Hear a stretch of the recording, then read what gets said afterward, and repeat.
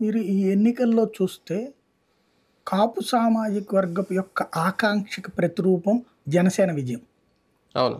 కూటమి విజయం కూడా.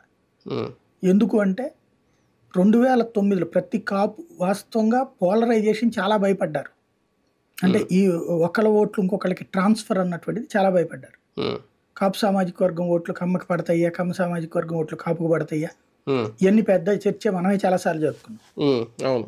50% 60% జరిగితే ఎట్లాగా ఇవన్నీ కూడా. ఉమ్, కానీ ఎంత కసిగా అంటే చంద్రబాబుని అరెస్ట్ చేశారన్నటువంటి కసి, చంద్రబాబు రాజకీయాన్ని కాపాడుకోవాలన్న కసి ఎంతగా అయితే కమ్మకుందో, కాపు సామాజిక వర్గాన్ని లైమ్ లైట్లో తమ ప్రతినిధిని పైకి తీసుకెళ్లాలన్న కసి ఉమ్, అంతగా కాపుల్లో ఉంది. ఉమ్, దానికి సాక్ష్యం 100% స్ట్రైక్ రేట్. ఉమ్, 100కి 100% విజయాలు ఎందుకు సాధ్యమైనాయి? ఉమ్, కాపు సామాజిక వర్గంలో ఉమ్. మొత్తం కంప్లీట్ ఓన్ చేసుకున్నారు.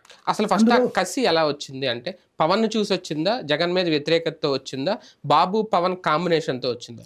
2009 సంవత్సరంలో చిరంజీవి పార్టీ పెట్టినప్పుడు కాపు సామాజిక వర్గం ఆయన ఓన్ చేసుకుంది. 70-80%, ఉమ్, 100 అనను కానీ 70-80% ఉమ్, ఓన్ చేసుకుని కసిగా పనిచేసింది. ఉమ్, కానీ చిరంజీవి చేసిన తప్పు ఏంటంటే మిగతా సామాజిక వర్గాలను కలుపుకెళ్ళలేకపోయారు. ఉమ్, నెంబర్ 1. నెంబర్ 2, పార్టీని కొనసాగించాల. ఆయన విలీనం చేయకుండా ఉండుంటే